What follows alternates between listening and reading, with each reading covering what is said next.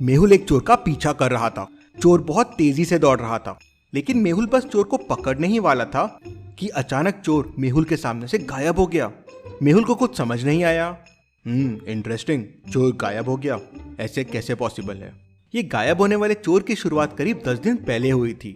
रात होते ही घर के सामान बाहर निकलकर उड़ने लगते थे। Fridge, washing machine, TV, cash, jewellery सब खुद से उड़ते हुए एक ट्रक में जमा हो जाते थे। फिर वो ट्रक चालू होती थी और गायब हो जाती थी। किसी की हिम्मत नहीं हो रही थी ट्रक के पास जाने की। सब दूर खड़े होकर सामान को उड़ते हुए देखते रहते थे। पुलिस भी डर रही थी, तो केस को सॉल्व करने के लिए डिटेक्टिव मेहुल को बुलाते हैं। मेहुल ऐसे केस पे बिल्कुल यकीन नहीं करता। पहले तो उसे ये लोगों का भ्रम लगता है। मेहुल चोरी हुए घरों और एरिया का पैटर्न देखता है, तो उसे समझ जाता है कि चोरी सिर्फ रिच एरियाज में हो रही है, जहां शहर के सब अमीर लोग रहते हैं। स्ट्रीट नंबर 0, 1, 3, 6, 10, 15 में चोरियां हो चुकी है। मेहुल को समझते देर नहीं लगती कि अगली चोरी कहां होने वाली है। क्या आप सोच के बता सकते हैं अगली चोरी कहां होने वाली है? सोचिए और मुझे आपका आंसर कमेंट करके बताएं।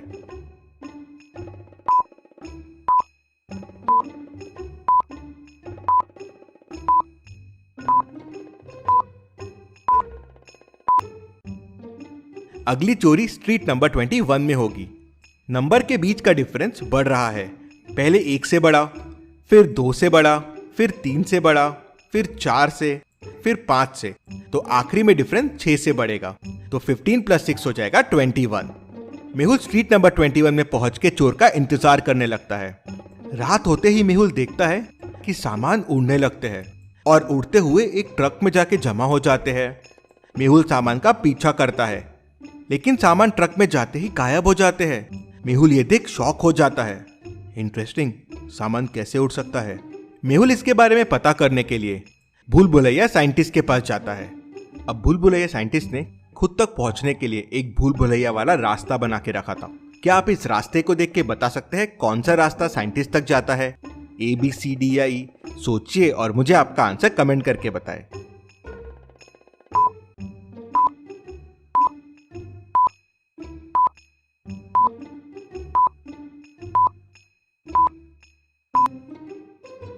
रास्ता D साइंटिस्ट तक जाता है।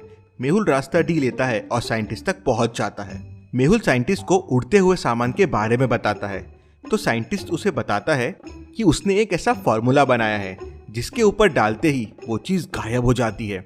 लेकिन उसने ये फॉर्मूला तिजोरी में बंद करके रखा है और वो मेहुल को लेके वो फॉर्मूला दिखाने लेके जाता है। दोनों तिजोरी के पास पहुंचते हैं। तिजोरी लॉक्ड है। क्या आप इस तिजोरी को देख के इसको खोलने का कोड बता सकते हैं? सोचिए और मुझे आपका आंसर कमेंट करके बताएं।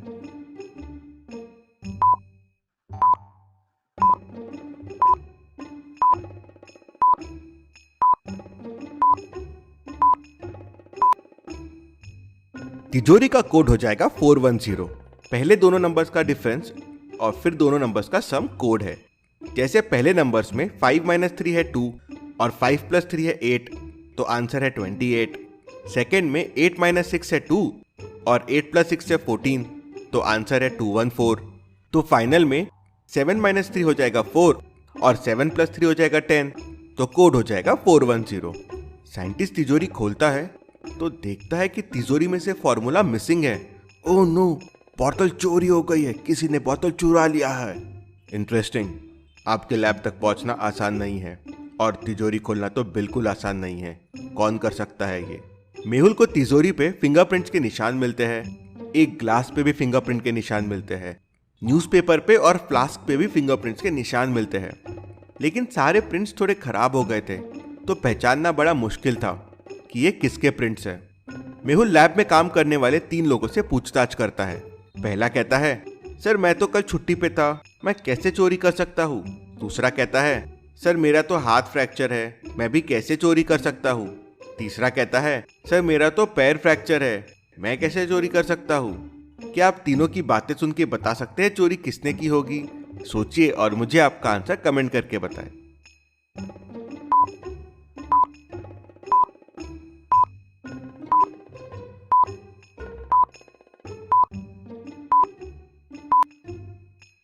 सबसे बड़ा डाउट हैंड फ्रैक्चर वाले लैब असिस्टेंट पे जाता है। उसका राइट हैंड फ्रैक्चर है और रूम में जितने भी फिंगरप्रिंट्स मिले हैं वो सब लेफ्ट हैंड के हैं। एक भी राइट हैंड का फिंगरप्रिंट नहीं मिला।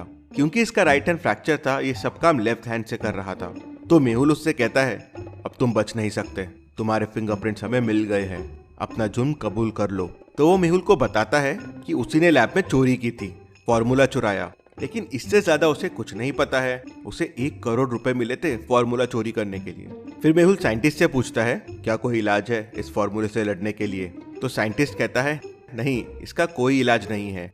हाँ, फॉर्मूले का असर 6 घंटे बाद खत्म हो जाता है। मेहुल लैब से चला जाता है और पैटर्न वाले हाउस के हिसाब से फिर चोर का इंतजार करने लगता है। वापस वही होता है, सामान हवा में उड़ने लगते हैं और उड़ते उड़ते आगे बढ़ने लगते हैं। मेहुल चोर का पीछा करता है। ये देख चोर सामान फेंक देता है और भागने लगता है। मेहुल को चोर दिख नहीं रहा था, लेकिन फिर भी मेहुल चोर का पीछा बराबर कर रहा था। कैसे? क्या आप सोच के बता सकते हैं?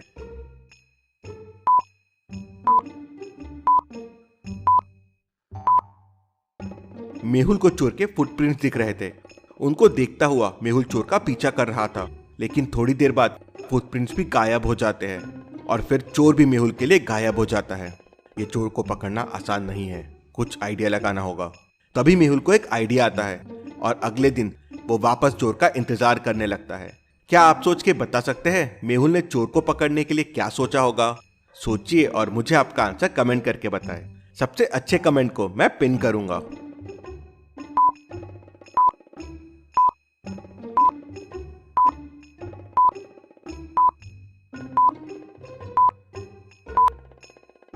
मेहुल एक आटे का डब्बा तैयार करके रखता है।